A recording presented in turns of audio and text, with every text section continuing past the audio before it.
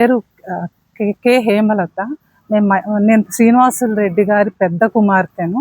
మాది love marriage 2007లో జరిగింది. అప్పటి నుంచి మేము మైసూర్లోనే ఉంటున్నాము.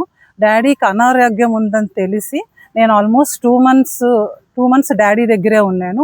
అప్పుడు మా అమ్మగారైన వరలక్ష్మి, ముండ్ల మధులత అందరూ నాతో చాలా బాగున్నారు.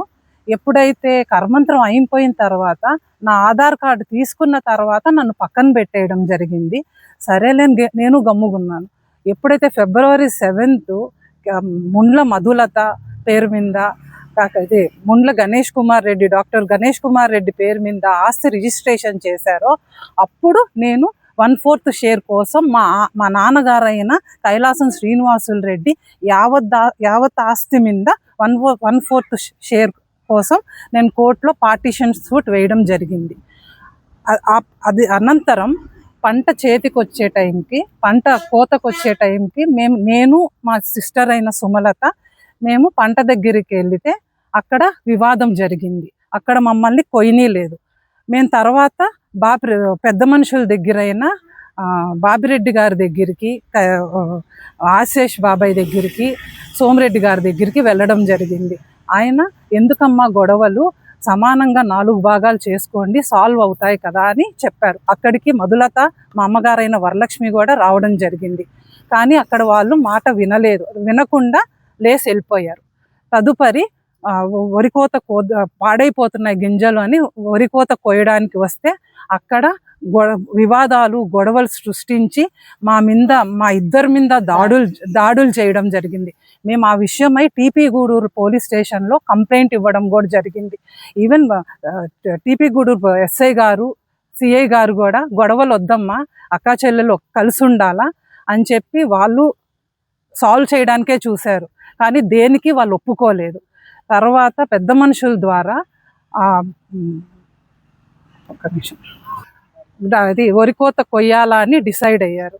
అప్పుడు బలరామరెడ్డి పొలంలోని వడ్లు, బత్తయ్య పొలంలోని వడ్లు డలారి నారాయణ కోసి అతని దగ్గరే డబ్బులు పెట్టడం జరిగింది. ఇక్కడ రైస్ మిల్ దగ్గర ఉండే 10 పుట్లు చాన్ భాష కోసేసి అమ్మేసి మా అమ్మగారైన వరలక్ష్మికి, మధులతకి ఆ డబ్బులు ఇవ్వడం జరిగింది. బ్యాలెన్స్ వరికోత కోసిన అవన్నీ చింతోపు డలారి చంద్రశేఖర్ దగ్గర పెట్టడం జరిగింది. నెక్స్ట్ చించెర్కూర్ 13 ఎకరాల్లో పొలంలో వరి కూడా వాళ్ళే ఎవరికీ తెలియకుండా కోసేసి, చాన్ భాష అని పెట్టుకొని కోసేసి అది వాళ్ళు అమ్మేసి డబ్బులు మా అమ్మగారైన మధులతకి, మా అమ్మగారైన వరలక్ష్మికి, మధులతకి ఇవ్వడం జరిగింది. తదుపరి పోయిన నెలలో కోసిన టెంకాయ డబ్బులు వరలక్ష్మికి, మధులతకి ఇవ్వడం జరిగింది. నిన్న అంటే 18 కోసిన టెంకాయలు వాళ్ళ దగ్గరే పెట్టుకోవడం జరిగింది. నానా ఆస్తుల్లో వచ్చే రెంట్ కూడా వాళ్ళే తీసుకుంటున్నారు. మొత్తం ₹1 మాకు రావట్లేదు. కనీసం ఒక 10 టెంకాయలు అడిగినా కూడా, 40 ఎకరాల టెంకాయ తోటి ఉంటే 10 టెంకాయలు అడిగినా కూడా మీకు సంబంధం లేదు, మీకు ఎటువంటి హక్కు లేదు అని మాట్లాడుతున్నారు. ఇక్కడ రైస్ మిల్ దగ్గర మేము వెళ్ళాలి అంటే మా మీద అమ్మాయి మీద దాడి చేశారు, మా మీద దాడి చేశారు. దుర్భాషలాడుతుంటారు, ఎంతసేపు రాళ్లతోటి దాడి చేస్తుంటారు. మా హస్బెండ్ దాడి చేస్తున్నారని చెప్పి నా హస్బెండ్ సపోర్ట్కి వస్తే అతని మీద దాడి చేశారు. ఇవన్నీ తెలుసుకొని పెద్ద మనుషులు గొడవలు ఎందుకమ్మా, కొంచెం శాంతించి సమస్యను సాల్వ్ చేసుకోమని చెప్పారు. మా మీద దాడులు చేస్తున్నారని చెప్పి మా హస్బెండ్ చింతోపులోని రైస్ మిల్ పొలం రోడ్డు మీద కారు పెట్టుకొని ఉంటే రాళ్లతోటి దాడి చేసింది. నుదిటిన రక్త గాయాలయ్యాయి. మేము రక్తం వచ్చేటట్టు రాళ్లతో కొట్టారు, నానా విధాలుగా దూషించారు. మేము గవర్నమెంట్ హాస్పిటల్లో కేసు పెట్టాము. అది గవర్నమెంట్ హాస్పిటల్లో చికిత్స తీసుకొని మేము కేసు పెట్టాము. నెక్స్ట్ ఒక్క నిమిషం. వివాదాలకి వరిగొండి బాబిరెడ్డి అంకుల్కి ఎటువంటి సంబంధం లేదు. ఇది బత్తయ్య కైలో, బలరామరెడ్డి కైలో కోసిన డబ్బులు డలారి నారాయణ దగ్గరే ఉన్నాయి. రైస్ మిల్ దగ్గర కోసిన పొలంలో డబ్బులు బ్యాలెన్స్ దళారి చంద్రశేఖర్ దగ్గరే ఉన్నాయి. అలా చాన్ భాషా మిగతావి ఎక్కడెక్కడ కోసిన డబ్బులంతా చాన్ భాషా అమ్మేసి మా అమ్మగారైన వరలక్ష్మి గారికి, మధులతకి డబ్బులు ఇచ్చేశారు. ఒక్క పైసా కూడా బాపిరెడ్డి గారి దగ్గర లేదు. వరిగొండ బాపిరెడ్డి దగ్గర ఒక పైసా కూడా లేదు. మా వరిగొండ బాపిరెడ్డి గారు మాకు సపోర్ట్ చేస్తున్నారని, ఆయన వరిగొండ జ్వాలాముఖి అమ్మవారి దేవస్థానంలో ఆయన ఉన్నారని తెలుసుకొని అక్కడికి వెళ్ళి ఆయన బాపిరెడ్డి గారి పైన దుర్భాషలు ఆడుతూ, అసభ్యకరంగా మాట్లాడుతూ ఆయన మీద పోలీస్ స్టేషన్లో కంప్లైంట్ చేయడం జరిగే ప్రయత్నం చేశారు. మీడియా ముందుకు వచ్చి ఆయన మీద అసభ్యంగా మాట్లాడారు. దానివల్లనే మేము మా ఇంటి సమస్యను, మా ఆస్తి సమస్యలను మేము మీడియా ముందుకు వచ్చి వివరించే ప్రయత్నం చేస్తున్నాము. ఒక్క సెకండ్. అందరికీ నమస్కారం. నా పేరు సుమలత. మా తండ్రి గారైన కైలాసం శ్రీనివాసులు రెడ్డి, కైలాసం వరలక్ష్మికి 3 అమ్మాయిలం.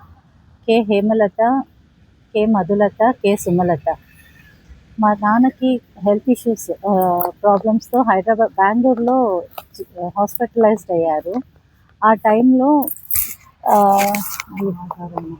మా బావగారైన గణేష్ కుమార్ రెడ్డి, మా రెండో అక్క అయిన కే మధులత, మా తల్లిగారైన కే వరలక్ష్మి ముగ్గురు కలిసి మా డాడీ ఆరోగ్యం క్షీణిస్తుందని తెలుసుకొని, అనతి కాలంలో ఆయన మరణిస్తారని తెలుసుకొని, ఇక్కడ ఉండే ఆస్తి పత్రాలు, బంగారం, మాకు సంబంధించిన బంగారం, వెండి అంతా తీసుకొని వెళ్ళి కర్నూలుకి పంపించేశారు.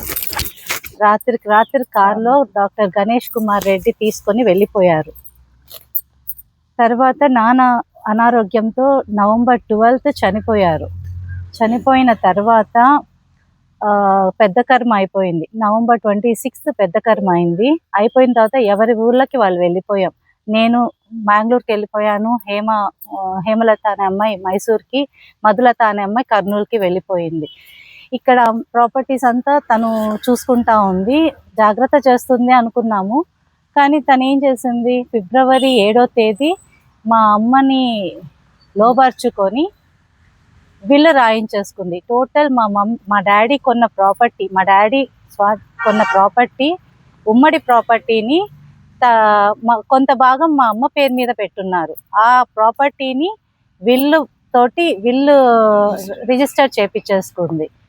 ఫిబ్రవరి 8 వచ్చి నేను, ఎందుకమ్మా నాకు ఇంత అన్యాయం చేశావు, నేనేం తప్పు చేశాను అని నేను అడిగితే, మా మమ్మీ ఇది నా ఆస్తి, నా ఇష్టం అని మాట్లాడి పసిపిల్లలని కూడా చూడకుండా నా పసిపిల్లల్ని, నన్ను ఇంట్లో నుంచి బయటికి పంపించేసింది.